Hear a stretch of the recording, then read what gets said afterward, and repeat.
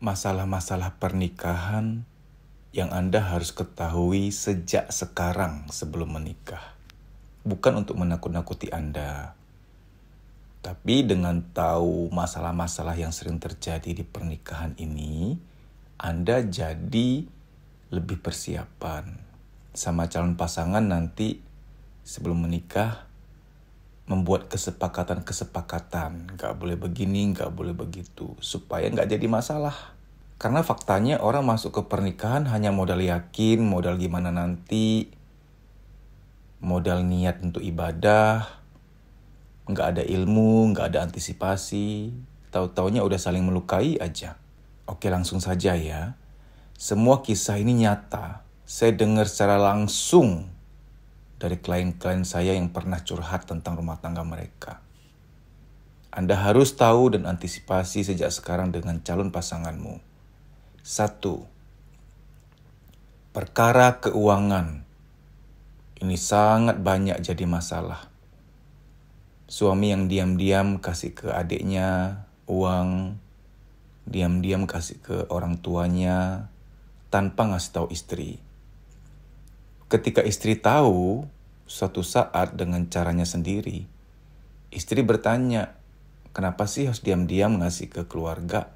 Emangnya dengan kamu kasih tahu aku akan melarang. Teman-teman, ini fatal ya, karena ketika istri merasa nggak dilibatkan, istri merasa nggak dianggap ada gitu loh. Banyak hal yang suami lakukan diam-diam tanpa sepengetahuan istri. Seorang wanita itu psikologinya ketika dia dinikahi, dia merasa aku tuh diambil loh dari orang tuaku. Berharap dibahagiakan, berharap diutamakan, berharap dibela, berharap disayangi. Nah, ini jangankan disayangi, jangankan diutamakan, tapi untuk hal-hal tertentu atau bahkan banyak hal malah nggak dilibatkan. Perasaan tidak dilibatkan, tidak dianggap itu menyakitkan. Nggak cuma bagi perempuan, laki-laki juga begitu kok. Jadi masalah keuangan transparan. Banyak hal kalau kita bicara keuangan ya, termasuk jangan terlalu perhitungan, jangan terlalu pelit kepada istri. Kalau Anda sangat membahagiakan istri, sangat menyenangkan istri, tentu saja rezeki ada aja. Karena ada tuh model-model suami yang ajaib, ngasih uang beli sayur nih ke istri. Pagi-pagi, siang sorenya ditanya, sisa berapa? Sini kembalikan ke aku. Loh, mau ada sisa dikit kayak sisa banyak ya untuk istri, ngapain minta kembalikan? Itu nyata ada loh, karena ada ibu-ibu cerita gitu, mas suamiku tuh ajaib. Uang beli sayur gitu di pasar, sisa berapa dia minta balik. Parah ya. Anda menikahi anak orang untuk menafkahi loh. Mencukupkan kebutuhan loh. Malah harus melebih-lebihkan, nggak hanya cukup. Mungkin konyol, tapi ini nyata. Ada wanita sedih banget cerita ke saya, untuk beli daleman aja harus nanya ke suami, beli daleman nih, maaf. Pakaian dalam harus nanya ke suami, boleh beli nggak, minta budgetnya. Itu nyata ada, bener. Ya mungkin bagi Anda, konyol. One day Anda akan dengar ada suami yang super ultra mega pelit. Luar biasa loh. Maka pelit atau tidak, tolong dari awal sebelum menikah dilihat baik-baik ya. Jangan sampai nanti Anda ketika sudah menikah mau nggak mau jahit sendiri celana dalam pakai bahan karung goni biar tahan 3 abad. Gatelnya semesta kan itu, gatel-gatel. Keuangan ini penting ya, karena masalah perceraian, masalah rumah tangga yang gak harmonis lagi kebanyakan karena keuangan. Para calon suami juga tolong kalau memang belum yakin banget bisa mapan, jangan nikah dulu. Karena jujur, jangan terlalu berharap, gimana nanti. Padahal sekarang belum kerja mau menikah, gimana dong? Kerja dulu. Harus ada pegangan kalau menikah tuh. Anda nikahi anak orang loh, jangan ngajak susah. Mungkin ada yang komentar, ini mah Mas Dedi ngajarnya gak bener. Nikah aja, kan nanti ada rezekinya. Udah nikah ada aja rezekinya. No. Saya itu dengerin banyak curhatan ibu-ibu yang kekurangan uang. Untuk beli popok aja, beli susu nggak cukup dananya. Kisah-kisah nyata begini Anda jangan tutup mata lah ya. Ini realitas, kenyataan. Wahai para bro, mas-mas, kerja. Udah ada pegangan, ada tabungan lumayan, barulah boleh menikahi anak orang. Bener, ini serius. Saya ajarin Anda semua realitas. Nggak ada yang hanya dalam teori saja. Soal keuangan nggak ada habis-habisnya ya. Panjang lebar nih, saya skip dulu. Sekarang ke masalah HP. Nah ini dia. Ada orang idealismenya, aku setia, aku nggak mungkin selingkuh. Tapi HP privasi, aku nggak mau istri atau suamiku lihat HP-ku. Aku password, aku lock. Nah kalau Anda kebetulan dapat pasangan yang merasa, ya oke, dia nggak selingkuh. Tapi dengan dia password, ya apa maksudnya? Kenapa? Kalau emang nggak selingkuh, kenapa di password? Kenapa di lock HP-nya? Kenapa? Nah ini bisa jadi perkara ini. Karena banyak loh pasangan yang komplain ya bahwa, Mas, ini aku tuh bingung ya. Kalau dia emang gak selingkuh ya udah ngapain di lock? Ngapain harus di password? Apanya privasi? Kan udah menikah, privasi apa lagi? Sementara kita minta klarifikasi dari pihak sana. Yang sana mengatakan bahwa, ya aku kan introvert mas. Aku tuh introvert, aku gak mau aja ya istriku atau suamiku ngecek-ngecek HP-ku. Percakapanku dengan teman atau siapapun kan itu kan hal pribadi ya. Nah ini udah gak ketemu nih. Saya gak mengatakan yang kiri salah atau kanan salah, tidak. Sebelum menikah ini wajib didiskusikan dan ketemu kesepakatan. Nanti setelah menikah, HP di lock boleh gak? Menurut kamu gimana? Ini memang perkara kecil kelihatannya. Oh, kelihatannya perkara kecil. Perihal berikutnya yang Anda harus waspadai. Pernah dengar istilah ipar adalah maut? Coba Anda Google. Ipar adalah maut. Nah, ini penting. Kalau bisa, ipar jangan tinggal di rumah. Kalau bisa, adikmu, kakakmu jangan tinggal di rumahmu kalau kamu sudah berumah tangga. Panjang urusannya. Secara psikologis, dia adikmu, dia kakakmu. Lahir dari satu rahim. Ada ikatan batin yang kuat. Ikatan darah pula. Pasanganmu nanti bisa cemburu luar biasa. Ada perlakuan-perlakuan tidak adil. Ini kisah nyata ya. Memang konyol. Anda nggak akan ngeh karena Anda belum mengalami. Jangan sampai Anda tunggu ngalamin sendiri dulu baru kapok. Jangan. Ada istri yang komplain bahwa, wah suamiku itu ya terlalu membela adiknya. Terlalu membela kakaknya. Padahal kan adik kakaknya tuh di sini cuma numpang. Wah adik kakaknya itu luar biasa lah pokoknya. Apalagi ya, seorang suami adik perempuannya atau kakak perempuannya tinggal di rumah. Oh, mengerikan. Karena ada aturan dalam satu atap tidak boleh ada dua wanita. Kecemburuan-kecemburuan pasti muncul. Memang gak boleh serumah karena dia adikmu, sementara ada istrimu di situ. Serba salah nanti. Perkara cuci piring. Karena gini ya, pernah ada kasus, adik perempuannya suami, setelah makan gak langsung cuci piring, dia geletakin dulu di wastafel. Sementara istrinya tipe yang, apa sih susahnya habis makan langsung cuci gitu, gak usah penuh-penuhin wastafel. Nah ini salah paham nih, bertengkar nih. Iya kak, nanti ya, kata adik perempuannya. Nanti aku pasti cuci kok, pasti. Emang pernah aku gak cuci? Oh berantem udah deh. Karena beda idealisme. Nah ini ada perkara unik. Pasti Anda gak percaya tapi terjadi. Adik perempuan sang suami datang bulan nih.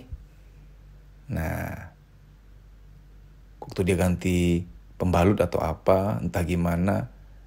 Itu masih merah-merah tuh. Ngeflash atau sirumnya gak 2 kali. Masih merah-merah. Sang istri lapor pada suaminya. Itu loh adikmu tuh selalu gak bersih tuh. Gak disiram benar-benar bersih udah beberapa kali. 1-2 kali aku yang bantu siremin. Bantu flash. Tapi kok makin kesini kok gak dibilangin nanti begitu terus gitu. Walaupun sesama perempuan, sesama paham bahwa head itu memang demikian. Ya, tapi kan aku gak bisa selamanya untuk melayani adikmu selalu ngebersihin. Nah ini suami serba salah nih. Kalau suami lapor ke adiknya, "Dek, kamu tuh harus begini, harus bersih-bersih dong." Siapa yang bilang ya kak? Ya istriku yang bilang. Wah udah. Banyak hal lah ya, nggak cuma sekedar itu. Perihal si adik, beli makan di luar, bawa pulang ke rumah, dan Anda sudah punya anak balita atau anak masih kecil, jajanan yang adikmu bawa pulang ke rumah, kebetulan anak-anak nggak boleh makan karena nggak baik. Jajanan yang dibeli oleh adikmu yang bawa pulang ke rumah itu, kebetulan anak balitamu belum boleh makan. Misalkan es apa atau jajanan apa yang nggak higienis. Nah, anakmu minta-minta gitu loh. Sementara nggak boleh. Nah, adikmu mungkin nggak punya adab, harusnya makan sembunyi-sembunyi untuk makanan yang nggak boleh dipamerkan di depan anak balita. Ini akan jadi masalah. Intinya kita kok tinggal di rumah orang, walaupun kita adik atau kakak, bahkan kita orang tua, harus tahu diri, ada adabnya. Ini sekaligus sekarang mau bahas soal mertua ya. Ini sering terjadi dalam rumah tangga. Anda harus tahu nih, mertua emang sebaiknya nggak tinggal sama keluarga anaknya ya. Silakan Anda cek ke Pak Ustadz atau ke pendeta, ke ulama, silakan tanya. Sebaiknya kalau udah menikah tinggal sendiri, keluar dari rumah. Ini adalah beberapa kasus yang nyata-nyata terjadi, jangan nggak percaya Anda. Kalau mertua tinggal di rumah ya, nanti perkara beli sayur di pasar. Contoh kasus, ada menantu nih pulang dari pasar atau supermarket. Dia beli sayur yang non-pestisida, yang organik, itu kan lebih mahal tuh. Ditenteng pulang dong, ditaruh di dapur. Nah ibu mertua penasaran, "Wahai menantuku, berapa itu harga sayurnya?" Dijawablah, "Ya mah, semuanya total beberapa jenis sayur 60 ribuan. Nah mungkin sang mertua kaget. "Ya ampun, kok mahal? Di kampung ya, mama kalau beli sayur 20 ribu udah dapat banyak. Oh ini non pestisida apa ini? Ngapain mahal-mahal sih nak?" Nah udah deh. Sebagai menantu mungkin karena menjaga adab tidak mau membela diri ya, minta maaf aja atau cuma diam. Tapi menantu yang agak ekstrovert terbuka akan belak-belakan, "Ya ma ini tuh non pestisida, artinya yang terbebas dari semprotan kimia." Nah kalau mertuanya nggak rendah hati, berdebat lagi tuh. Menantu yang introvert nggak mau terlalu terbuka, nggak mau belak-belakan ekspresikan perasaan, nggak mau membela diri. Nanti malam suaminya pulang curhat tuh ke suaminya, "Sayang aku tuh tadi beli sayur segini, mama kamu bilang jangan mahal-mahal. Padahal aku beli yang non pestisida tuh untuk diolah untuk anak-anak biar lebih aman, bukan untuk aku kok. Toh untuk kamu juga." Nah seorang suami yang nggak bijak akan besoknya ngomong ke mamanya, "Ma, ya istriku tuh beli yang begini karena begitu untuk kesehatan anak, untuk kesehatan keluarga. Gak apa-apa lah ma, 60 ribuan kek, berapa kek, aku siap kok, aku ada rezeki lebih. Kalau ada rezeki lebih kenapa kita gak memberikan terbaik kepada anak untuk makanan-makanan yang lebih sehat, lebih aman." Nah kalau ibunya gak rendah hati, "Kamu ya, sini nanti aku ngobrol sama istrimu." Dibilangin kok lapor ke suami. Masa lapor-lapor gitu ke suami? Jadi berantem. Jadi suami juga serba salah, dia itu ibuku. Sisi lain ini istriku. Berat gitu loh. Suatu saat Anda akan setuju dengan saya, akan paham dengan suatu teori di alam semesta ini. Dua wanita tidak boleh satu rumah, bener. Mertua perempuan, menantu perempuan jangan serumah. Jangan coba-coba. Karena udah sekali coba, terluka, nyembuhinya susah. Apalagi perempuan ahli sejarah. Ketika engkau sebagai suami dipersepsikan istrimu lebih pro, lebih berpihak pada ibumu, udah deh. Itu akan diungkit secara verbal maupun non-verbal. Karena wanita kan ingin diutamakan ya, ingin dibela. Kalau istri menganggap kamu lebih membela, lebih berpihak pada ibumu, itu suatu perkara bagi dia. Nah ibumu akan merasa, "Kamu setelah menikah kok gitu ya nak ya? Gak hormat sama ibu lagi." Karena ada ibu-ibu yang klasik ya, nggak profesional jadi mertua. Karena kalau anak sudah menikah, udah nggak boleh lagi turut campur kepada anak. Anak tuh udah jadi suami orang loh. Dia sudah berumah tangga. Itu adab yang benar sebagai mertua. Jangan campuri urusan rumah tangga dari anakmu, dari istrinya. Itu adab. Walaupun dia anakmu.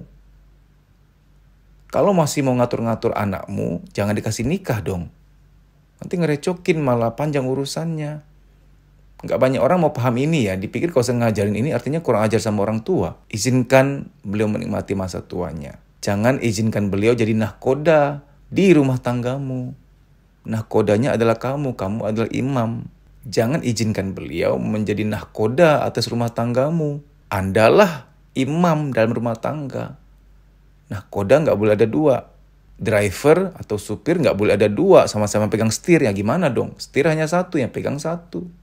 Harus ada ilmu seperti ini dari pengalaman-pengalaman orang lain sehingga kita bisa lebih antisipasi. Terima kasih, sampai jumpa.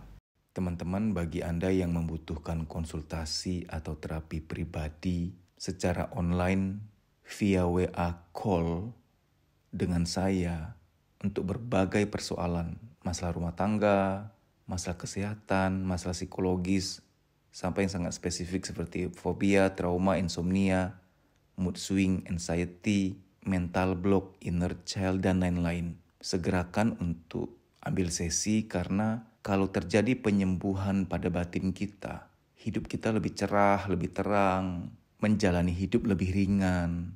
Persoalan psikologis itu harus segera diselesaikan. Anda bisa WA ke panitia untuk mendaftar ya. Anda WA dulu ke 0817 00 55 03 kali.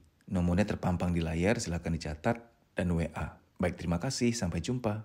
Teman-teman, saya membuat akun Instagram yang baru, Dedi Susanto Soul Healing, seperti yang tertera di layar. Tolong di follow ya, terima kasih.